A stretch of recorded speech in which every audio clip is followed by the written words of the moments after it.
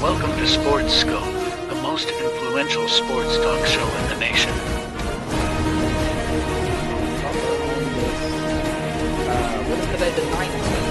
Stay tuned for updates and great sports content.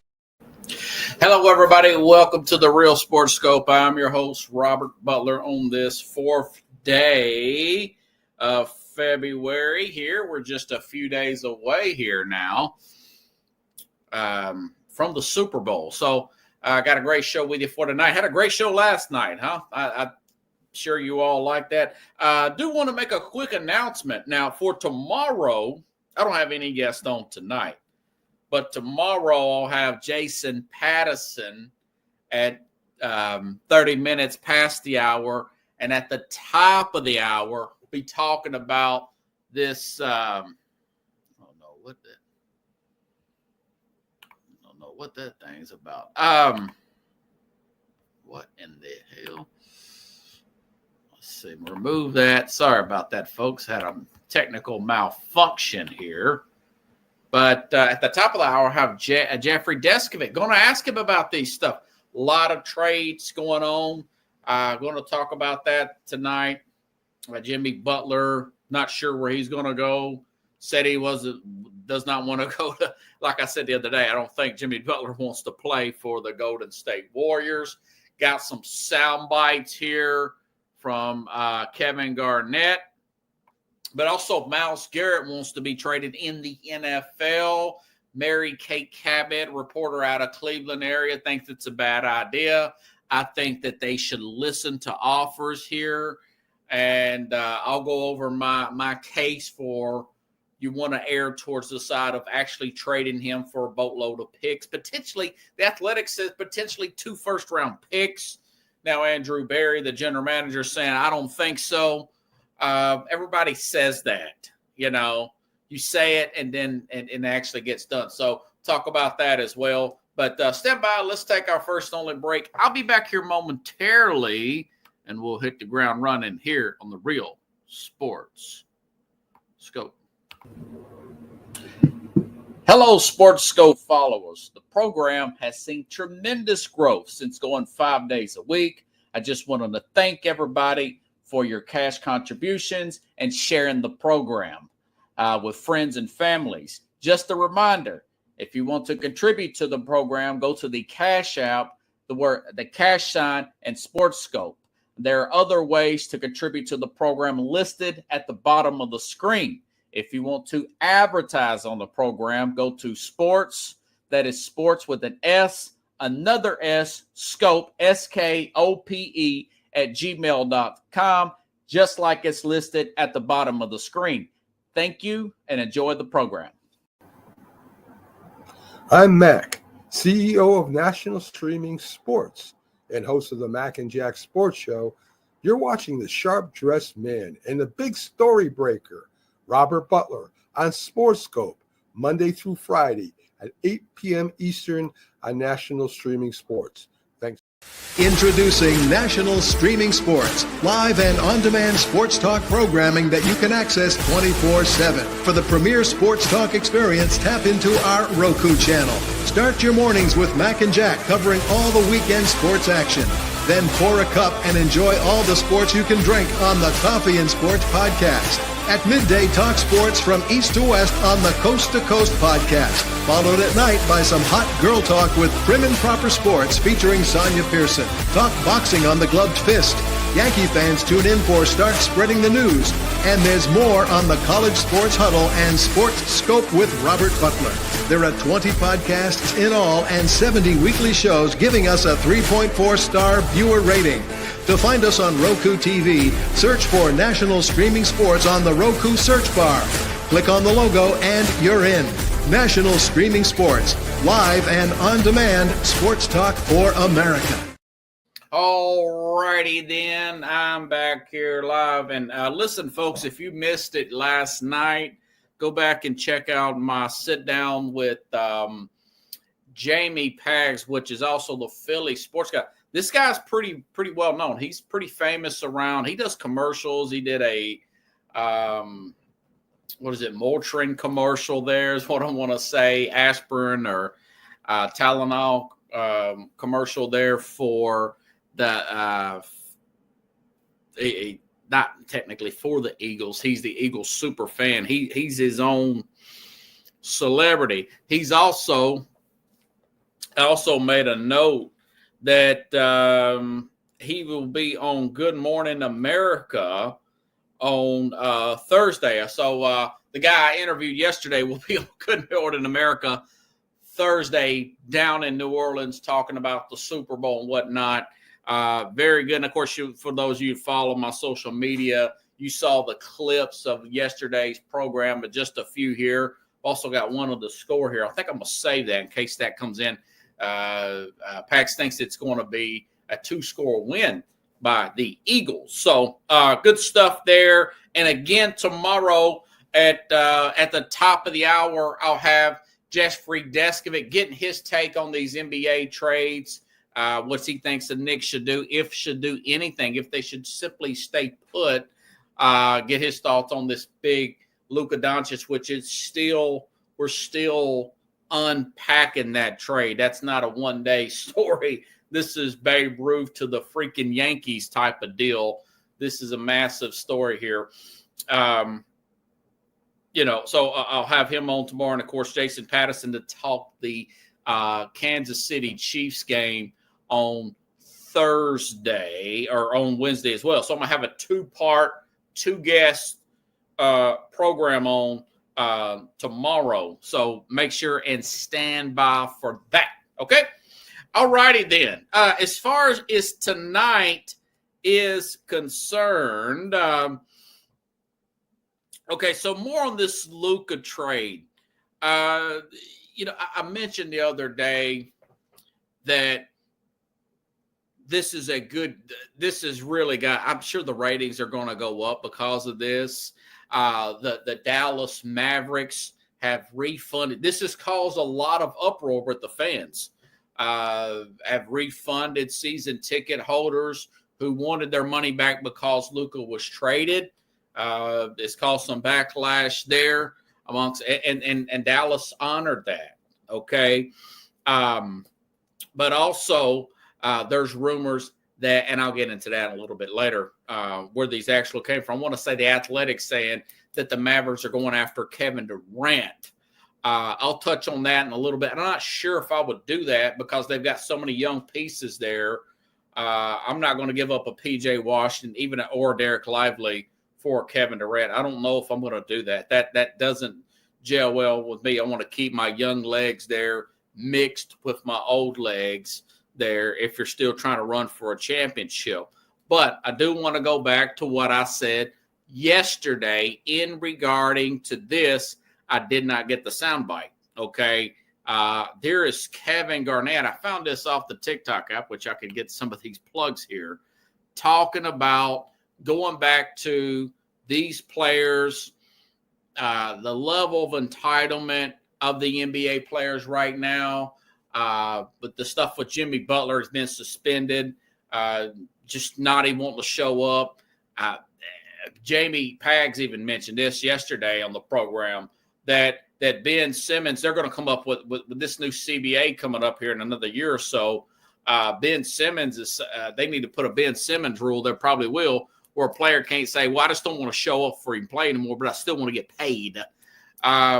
Here's Kevin Garnett going off about that. Here's a bite I found online talking about that. It ties all in together with this nonchalant, giving the players too much power type of league that has caused the ratings to totally plummet. Listen up. This is Kevin Garnett. Open up for all this right here, bro. This is how non-guarantees are going to come into our league right here for shit like this. We fucking fought our ass.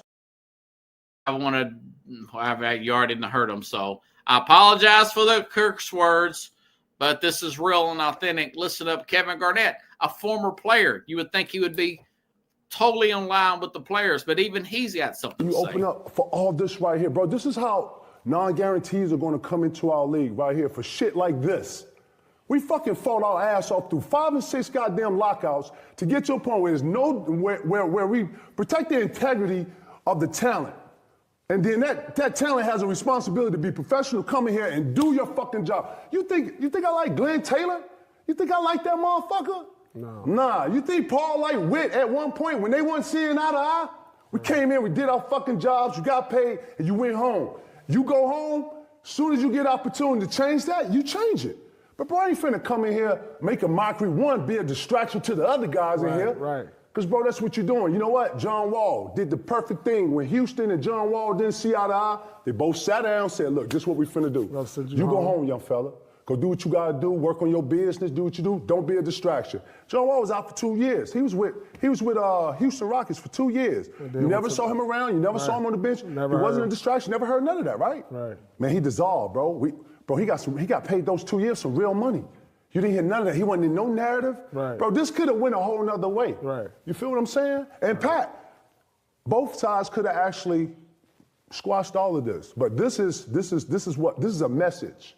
This is a message not only to the league, but this is a message between upstairs and the power up players. Right. Y'all James Harden was where he said the non-guaranteed contracts, and I think a portion of that should not be guaranteed. I think if you get paid when you play. Now, obviously, there's real injuries involved. There's a portion of that could be guaranteed. You have the same thing in Major League Baseball. Both have suffered tremendously from ratings gaps. Their ratings decline. Now, baseball's on the upswing because they've changed some things with the pitch clock and whatnot. Just wanted to add that. Did not get those sound bites in. Those are former players. These guys are almost one, especially a guy like Kevin Garnett. And Glenn Taylor, by the way, that's the former owner of the Minnesota Timberwolves. That's who drafted Garnett, I want to say, back in 1995 there. So you got guys like him saying it. You've had guys in the past, your Stephen A. Smiths, when Kyrie Irving pulled his stunts. And I think I mentioned this yesterday. I was wondering why the owner there or the general manager there, this guy wants to have a certain culture and whatnot. He took a Kyrie Irving, major gamble. They got to the finals last year. That was the year before last, of course, at the trade deadline. A straight gamble by Nico Harrison and whatnot, the GM. And then he does this because he thinks that Luka has had weight issues and whatnot and not 100% committed. So it's, you kind of contradicting yourself a little bit. But that being said, Kyrie's been on his best behavior. He's been on his best behavior since he's been a Dallas Maverick. Just wanted to get those sound bites in. Still a lot of feathers that are ruffled there from Mavericks fan. I think it was a Mavericks fan that put this on here of a video of another fan finding out that Luka has been traded. Listen up, pretty funny stuff here. What's up, Carlos? All right, here's a fan's reaction that Luka got traded. Carlos, listen up. What?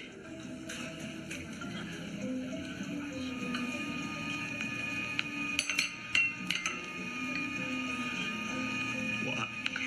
You son of a bitch. You no good damn.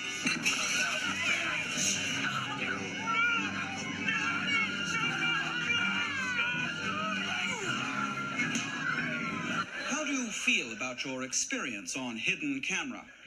Angry.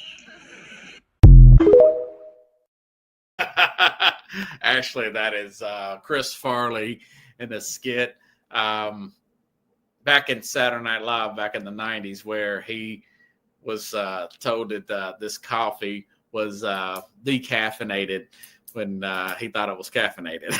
But that was going around the other day. But there's some truth to that. 'Cause like I said, the fans got reimbursed their tickets. Some of the season ticket holders, the organization says, hey, if you want your money back, we'll give you your money back, And Carlos says you've got 5+ assists, 19 points a game when healthy. And listen, they're still in this thing. Barkley thinks, Shaq thinks that they can still win the championship. I'm also in that realm of thinking with those guys that they can still win the championship. That's they just got the defense they needed on the inside there. They got no deep. Now, of course, you say, what about the scoring? Well, that's a $64,000 question. But as of today, as of right now, before the games are being played, Dallas is an 8 seed. They're at the top of the playing game. I think they would have to win one game to be that 8 seed. Now, let me be frank here. 26 wins, 24 losses to be a 4. Between 4 and 3 is 32 and 31 wins. So essentially, Dallas is they're like 5 games out of 3rd place, and that's Houston. You know, Denver is in 4th place at 31 wins. You know, so essentially, and the Lakers are at 5th at 28-19, and Luka's making his debut on Saturday. If he stays healthy, he hasn't played since Christmas time, and I want to say it's his 4th calf injury. You know, and also the Lakers are involved. Now, I will say this.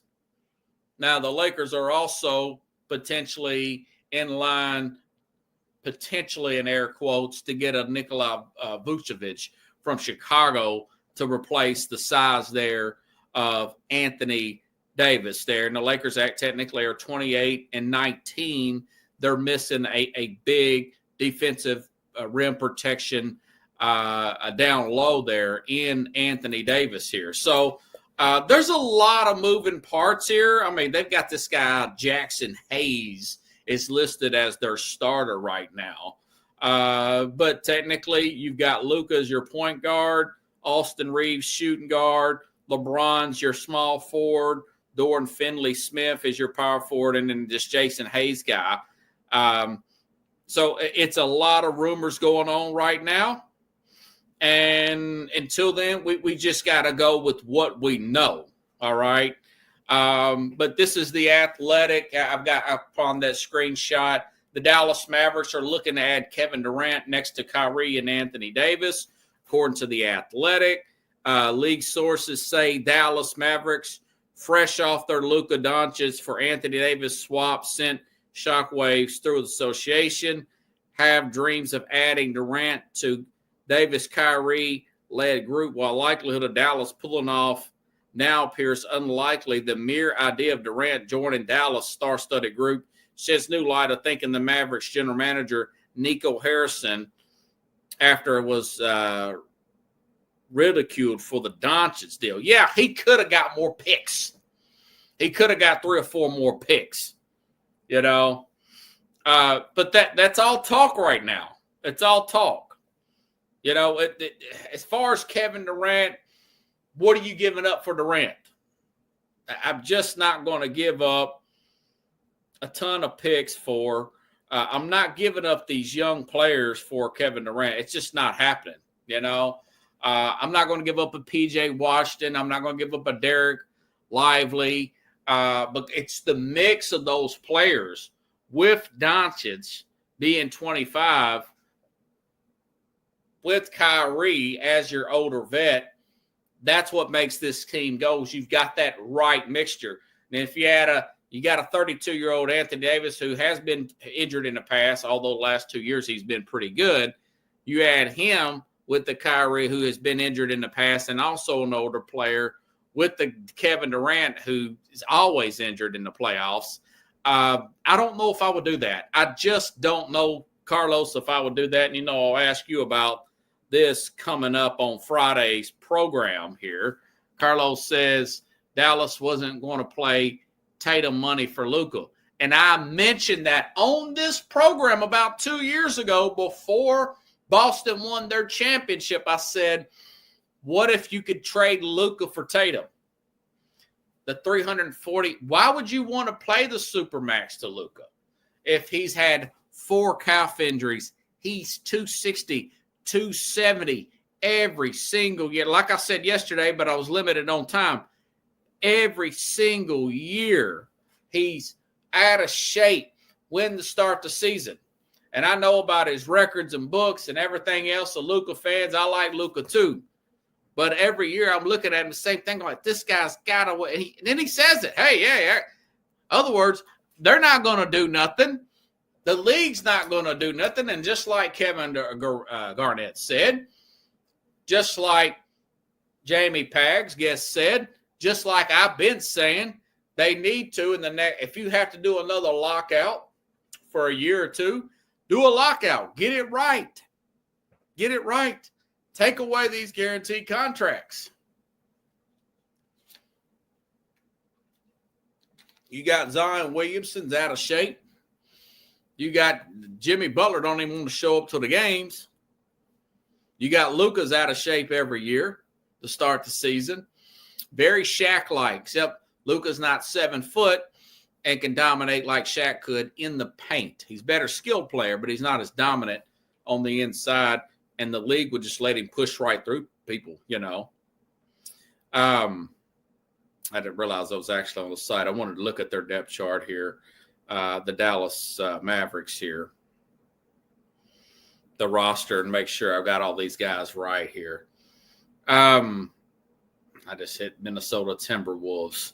So, they got to the finals last year. I know they led on him a lot. I guess the thinking is that it can still work, you know. It can still work here for these guys. Yeah, so now you've got, as of today, I forgot they still have Spencer Dinwiddie. You've got Kyrie Irving, Klay Thompson. Did I forget to mention Klay Thompson, Max Christie, P.J. Washington. P.J. Washington, what is Washington out for? They're up 65-58, by the way. P.J. Washington, Anthony Davis, Daniel Gafford. Anthony Davis is a power forward, by the way. Caleb Martin. You've got Caleb Martin on this team. Dwight Powell. This is a pretty freaking good team. Klay Thompson, he's an older player. I forgot to mention him as an older player. So, yeah, Kyrie aging, Klay Thompson aging, P.J. Washington in his prime, Anthony Davis on the back end of his prime, and then Gafford's a veteran player here. And, of course, like I've already mentioned before, that Lively has been out with injury. Hopefully they'll get him back at some point before the playoffs. This is an interesting team. And then you got Jason Kidd.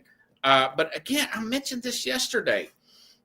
Nico Harrison, the moves that he's made, what's got this team in the finals last year. Why everybody's back. I'm the only one of people that's not bashing this guy, this general manager. Dallas saw after losing Brunson, Luka needed more support. Playing with Luka is not a viable solution. And that's a good point. I think maybe there's some now I know Mark Cuban's already sold the team. You got new ownership. But I think looking back at your history here, they moved off Porzingis, but Porzingis had injury problems. They let Brunson go. A lot of people are not playing well with Luka. I think LeBron's going to make this work. We're going to find out starting Saturday. We'll find out starting Saturday. But a lot of guys really can't play. Luka's very dominant, ball dominant. You know, they're lucky to have gotten to the finals last year. So who carries the ball up? Is it LeBron or is it Luka? LeBron early, Luka late. That's how I would do it if I was the Lakers, you know. But looking back at the Lakers depth chart, I mean, you know, I just mentioned the starters there. Now you add a Vukovic in there over Jason Hayes. That would give them a legit shot to win the title because now you've got Austin Reeves and Dalton Kincaid. And mind you, folks, according to Vegas, Lakers have a better shot to win the title than the Mavericks do.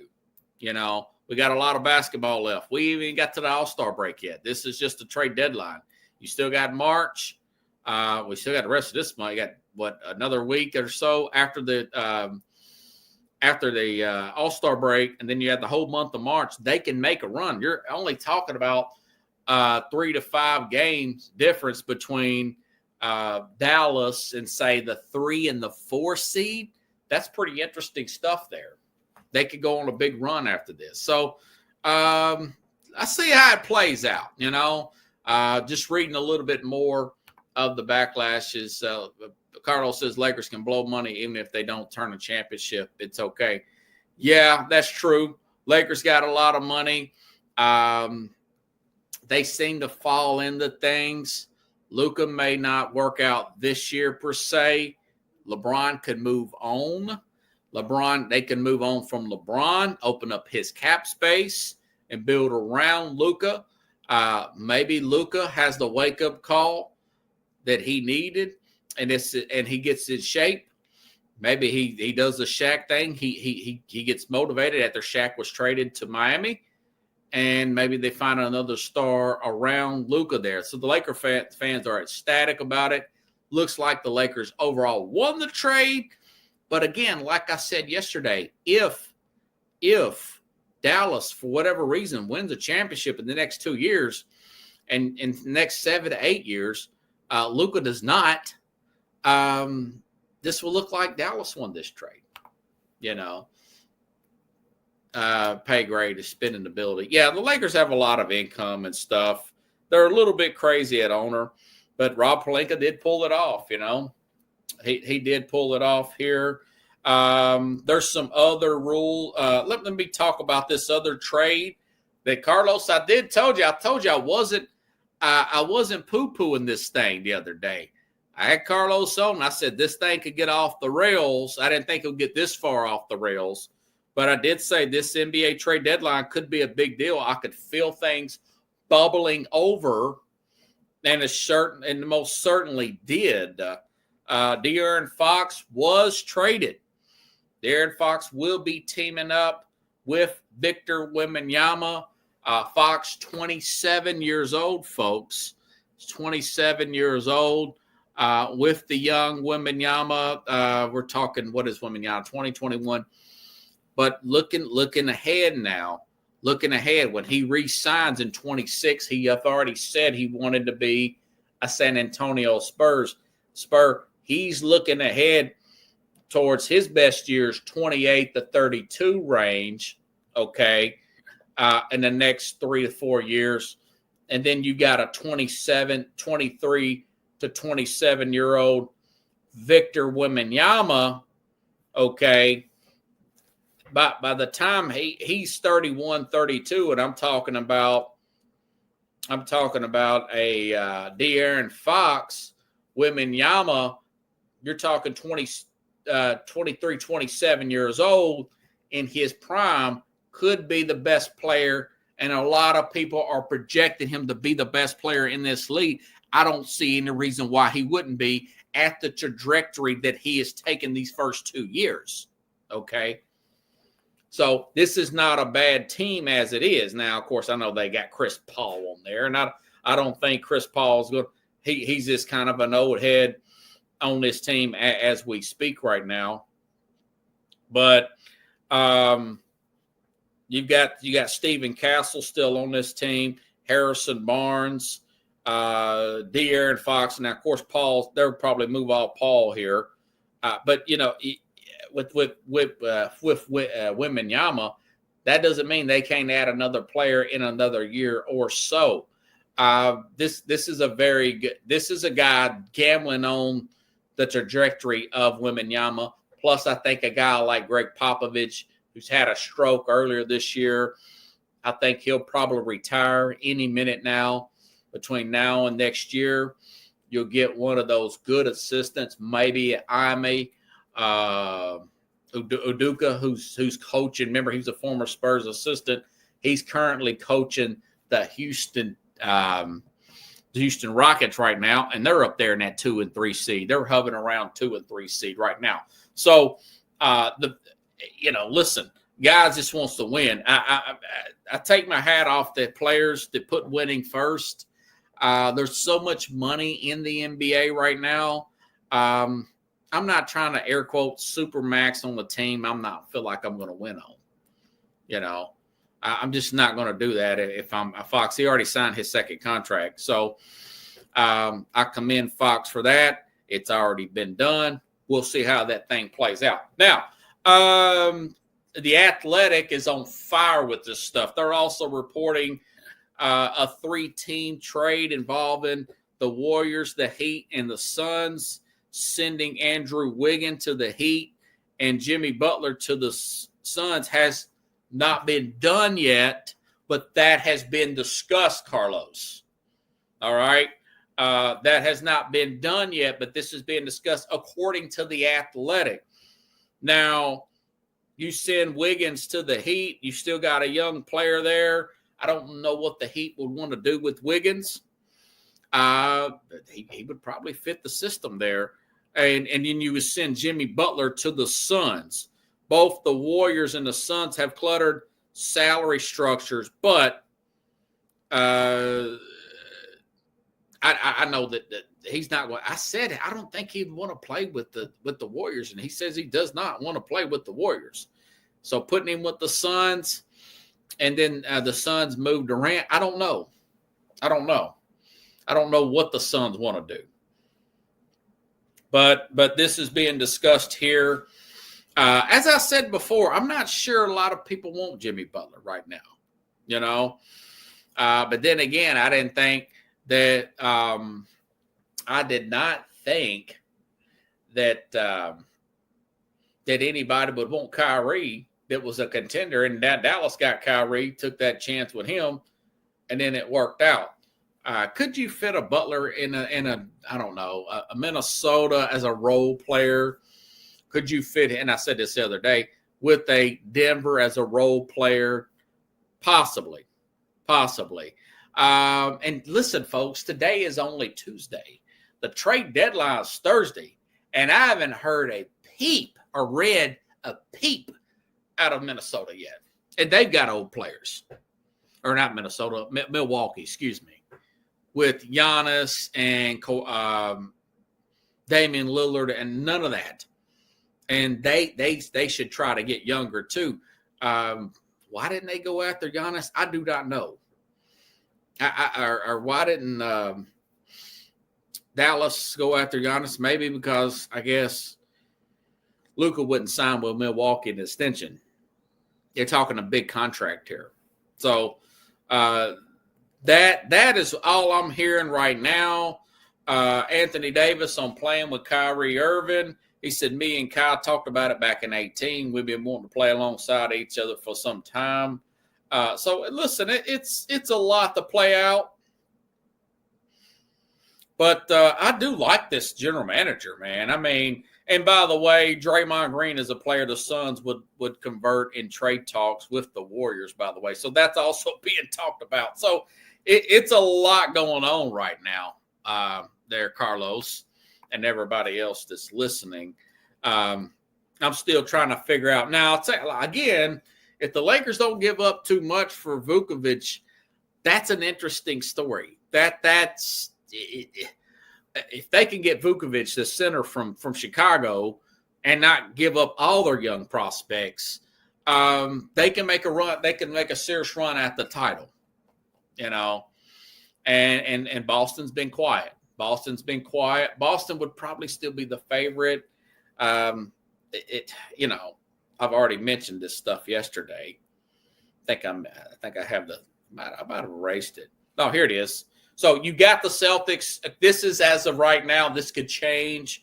Celtics, Thunder, first, second. Cleveland's up to 3. The Knicks are 4. I'm not sure if I would put the Knicks above Cleveland when it comes playoff time. The Nuggets are 5. The Lakers are 6 in odds, followed by the Grizzlies at plus 28, tied with Milwaukee plus 28. The Clippers plus 35. Rockets plus 4,000. and 4,100 for the Dallas Mavericks. I mean, some wild gambler may put some money, put $100 on the Dallas Mavericks at plus 4,100. Woo! That would be interesting, right, Carlos? Put $100 on them. And I want to say that was my team to win it all this year.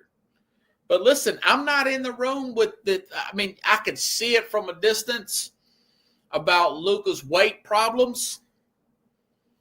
You could see it, but I think that there's more to it than beats the eye. I've read this before that something about he wanted to use his own trainers and all this stuff. They gave him some time during to get back to go on a diet, and he didn't fully go on that diet, and then he got this injury, and then that happened around Christmas, and it put him out till now. So this is a reoccurring thing here, going back to what I was heard about yesterday. So you got to put all that in a vacuum. Do you want to pay a guy $340 million that can't come in shape all the time? You know, Colin Cowherd said the guy kind of reminds me of Carmelo Anthony, except he's more talented. You know? And I said he's kind of like Shaq, except he's not as big. He's not quite as big. He's more physically skilled than Shaq, but he's not as big, and I don't think he's going to have the success of a Shaquille O'Neal. 4 championships. They had to change the rules for Shaq, you know. But let me get to this other stuff here. I will be watching it. The trade deadline is more interesting than the NBA games right now. Another big NFL story here. I have to go back to my other set of notes here. Myles Garrett in the NFL, arguably the best defender in the NFL right now. Defensive Player of the Year candidate. Already won Defensive Player of the Year. Well of a resume. 29 years old. Will be 30 in December, by the way, Myles Garrett. Looking at what Cleveland's doing, or lack thereof it, has officially requested to be traded. General manager, Cleveland's like, well, we're not going to do it. We've already said we're not going to do it. Yada, yada, yada.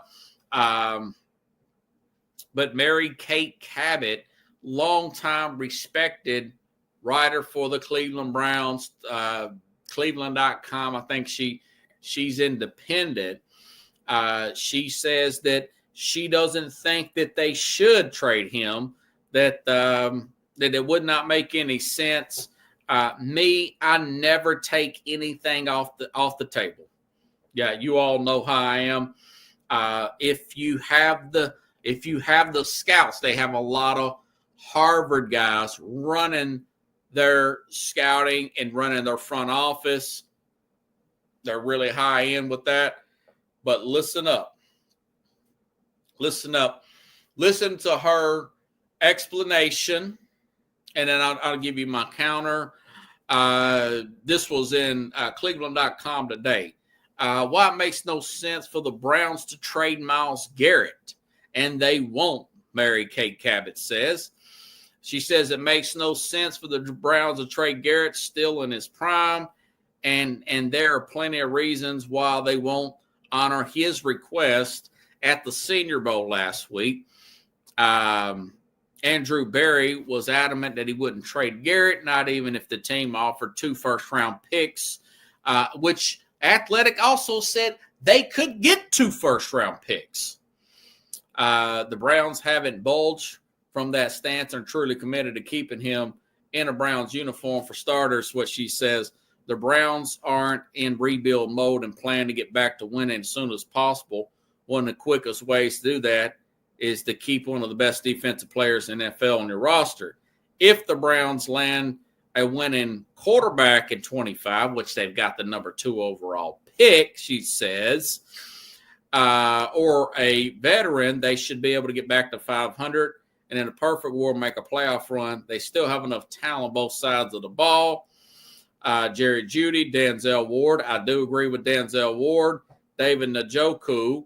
Then she mentions Joel Batano on the offensive line and Wyatt Teller, which one of those could retire. I think she meant Batano the Browns have the foundation for success if they get consistent play out of the quarterback, she says. And, of course, if they start a rookie such as a Cam Ward or Schroeder Sanders, which probably be available, one's going to be available at 2. But if Sanders is available, Dion, the dad's already said, I don't want my son playing for Cleveland. You don't want a situation like an Eli Archie Manning where he says we're not going to play there. Or John Elway says I'm not going to play for the Baltimore Colts. So you got to keep that in mind, okay? What's more than that, there aren't many teams that would have draft capital and the cap space. Now, the cap space, I disagree with her here because you can make cap space. You want a guy like that bad enough, look at the Saints. You can make cap space and make it happen if you feel like you are in the Super Bowl window, per se. If Barry stated emphatically last week that he wouldn't trade him for 2 first-round picks, it would take more than that just to get him to listen. In addition to, the new team would have to sign him to an extension. I don't know why they would. He's still got 2 years left on his deal. Somehow in the neighborhood of $35 million a year, which is around what Nick Bosa's making at 34. Garrett will be 30 in December, like I just said, battling through numerous injuries past several years. It might be risky to commit many resources to him. Most Super Bowl contenders are also pretty well stocked at key positions. And lacking cap space would to extend him. Besides, the addition of a premier edge rusher doesn't always pay off. After the Bears' blockbuster trade with the Raiders for Khalil Mack, they made the playoffs twice in 4 years, but lost both times in a wild card. They surrendered first-round picks in 19 and 20, as well as a third-rounder in 20 and a sixth-rounder in 19. It didn't change their fortunes. They didn't draft well. On paper, folks, it looked like the right deal for Tennessee to trade A.J. Brown for a first and a third-round pick for a guy who had a leg injury, even though he was coming into his second contract, not his third, his second contract, and showed some issues there. If you get the right players and don't have to pay $25 million to a wide receiver, it's a great move. Ask the Kansas City Chiefs, who traded Tyreek Hill and built that defense up that they have today. They're going for their 3rd Super Bowl. But if you have a bad scouting system and a bad general manager, like the Raiders have had for a long time, yeah, it's probably not going to work out.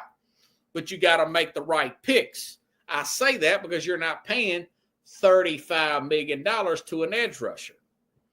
Okay? And then she says, that was a lot of picks right there. A good general manager would have made that Khalil Mack trade work. But the Khalil Mack did get them to the playoffs when they hadn't been in the playoffs in a while. And they get there twice. You can't help it. Mitch Trubisky is Mitch Trubisky. The Raiders, conversely, didn't spend those extra first-round picks in the postseason gold because she says less than 50% of first-round picks make it to their second contract with the original team. The picks aren't always as valuable as they might seem. And if they trade him to a contender, the first-round picks wouldn't be that high.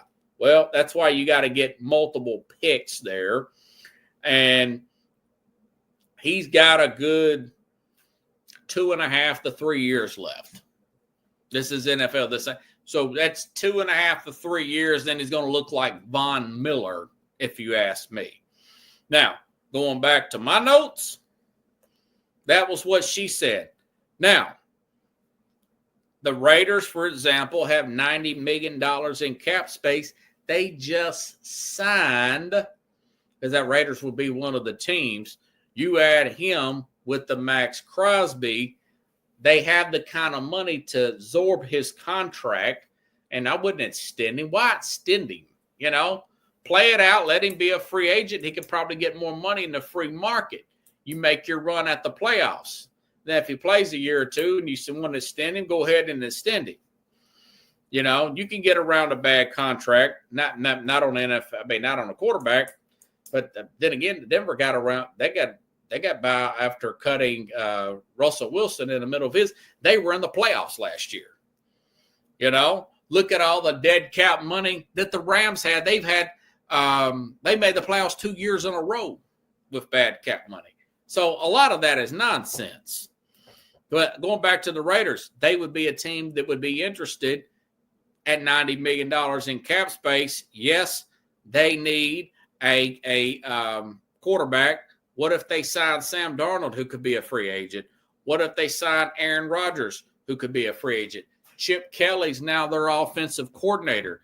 They could probably give up that sixth pick and maybe a future pick, the sixth pick overall, another pick this draft, and a future first-round pick and still be okay.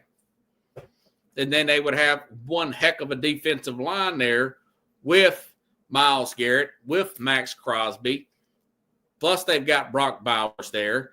And they've had other money to add other pieces to their offensive line. And they'll have enough to pay the quarterback and the edge rusher there. If you're the Raiders, plus you'll still have some more draft capital as well. So that's something they can look into. And then it would also help save about $17 million. The Browns will be able to absorb possibly just letting Deshaun Watson go. We'll also look at the Rams here. Or the Browns, excuse me. The Browns have, I want to say, 11 picks in this draft right now. That is not a misnomer there. I mean, that's how many picks that they have. I have screenshotted so much stuff here. I cannot find their picks here. Here we go. The Browns, I want to say they have the most picks of the team that's picking very high. They've got the second pick, the 33rd pick, the 67th pick, the 93rd pick, the 103 pick. I mean, that is 5 in the top 150. Then you got 167, 178, 191, 203, 214, 215. And then if you add the Raiders' 6th pick, and if you add their 68 pick and a future, I mean, that's 13 picks, folks. You can use that for other teams to trade up, and then you get better picks in the 2026 draft as well. That could take care of a lot of roster needs right there for the Cleveland Browns. And then look, they've got the number 2 overall pick. The Cleveland Browns could have taken a superstar and to make it Abdul Carter from Penn State. That's your direct replacement for Myles Garrett. Now, Myles Garrett, would he want to go to the Raiders? Would he want to go to the Buffalo Bills? Buffalo Bills, they would have to give up multiple first-round picks, probably a third and maybe a fourth this year. They can make it happen. They need a guy like a Myles Garrett. They're very close. They need some players to offset that, but they could probably go after him. Also, I wanted to say that the 49ers they're the third best odds of also trading, according to Bovada official site here, to get the 6-time Pro Bowler and the 6-time All-Proler to go to the Niners. Now, the Niners would probably have to give up players for that, and they would have to give up a pick. So that would be interesting. So if you say, for example, going back to the Raiders, if they got the Raiders could get the Browns could get if Abdul Carter from Penn State, and they could probably get this guy with that 6th pick, because I think the Raiders may be crazy enough to try that because they got Pete Carroll. They got an older coach here. They may get Russell Wilson, by the way. I didn't even mention Russell Wilson. They may even get him. for nothing practically. Get Russell Wilson on that team. They've already got a superstar tight end that is a mega player, maybe the best tight end in the game in a year or so. And he's only a second-year guy in Brock Bowers. So that would be interesting. But going back to, again, what's that guy's name? I can get his name right here. The tackle out of LSU, I would really look into that. Will Campbell. They can get Will Campbell. So they can get, which, by the way, they need a right tackle. They need a left tackle. Get this Will Campbell guy out of LSU. You got Abdul Carter, your edge rusher with the 2 pick. You can try the model that I mentioned yesterday that the Philadelphia Eagles have. How about that? Try the Eagles model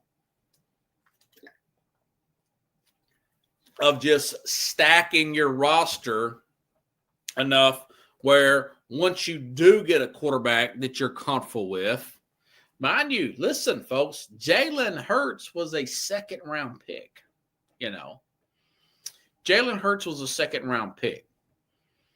But like I talked about yesterday with Jamie Pags, the Eagles are uber aggressive on every single position. You look at all these analytical guys with this Browns team. Yeah, they made a mistake with Deshaun Watson. But 2 years ago, and by the way, I'm not totally out on what she's saying. She does have a good point. Now, on the other hand, if you keep Myles Garrett, and you're not paying a quarterback, and you get a Myles Garrett, and you can pair him with that Abdul Carter with that second pick, and you sign and find a way to use some of these picks to get one of these tackles that are available, all right, you still have a lot of money that you could save by playing a lot of these draft picks and moving off some veteran players or some bad contracts once we start the new year coming up in March. But again, this site says that the 49ers would be interesting. If I'm the Niners, I'd do what I could to get a guy like a Myles Garrett to pair him with that Nick Bosa. That very well may be what it takes to put them over the top there. They'll have to do some readjusting, but again, you can get any player you want just about if you're willing, if your owner's going to get behind you with adjusting the salary cap. The Saints have been over the cap for years. You can do it if you want it bad enough. And if you're a team like the Niners, who they're not paying Brock Purdy yet, they don't have to pay him next year. He'll be in year 4. Okay. Now they won't have a 5th-year option. I think next year would be his free agent year. Now they may have to extend him at some point, but they technically can just. And if I'm his agent, I say, listen, go ahead and play your best football. If you're the 49ers agent, go ahead, play your best football. Don't sit out a season. The Niners have the 11th pick overall. They've got some pretty good draft capital there. They're going to need it. I expect them to be back and better than ever next year. Just everybody wanted money. It was a Super Bowl hangover year. The Niners can make it, and they could stack their team kind of like what the Eagles have done this year. You can move off of you move off that running back there. Christian McCaffrey, I would move off him and free up some space personally. Rams are already rumored to be moving off Cooper Kupp.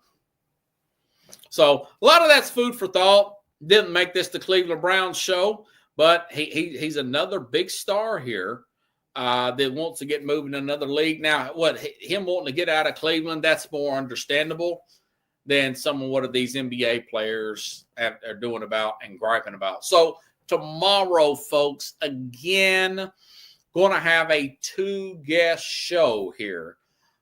Jeffrey Deskovic going to be back on here, going to ask him about all these trades. Then Jason Patterson going to get the Chiefs side of things here. And how does he see this Super Bowl playing out from the Kansas City side? I've already got my Philly sports guy. He thinks the Eagles can win by as many as 2 touchdowns, what he said yesterday. And I'm curious. I don't know. I'm back and forth. I'm in leaning Chiefs for the most part. But then again, you just never know. I mean, the Eagles with the right game plan could win this game straight up. And it could be a 2-score game if you look at how good the defensive line's playing for the Eagles, But also in the back of my mind, after I talked to Jamie last night, I thought, man, I don't know, I still think about that Rams game where the Rams had a shot to beat them at the very end there. They got a little complacent there, and the Rams complete that pass, man. The Rams could go up a few points there with very little time left for the Eagles to come back there. But they didn't. That didn't happen. You're giving a guy like Saquon Barkley 2 weeks off, man. He's going to be fresh legs. So, anyways, if you like the show, share the show. I'll be back on tomorrow with 2 guests here. Have a good night, everybody. I'll see you tomorrow. Same time, same place, here on The Real Sports.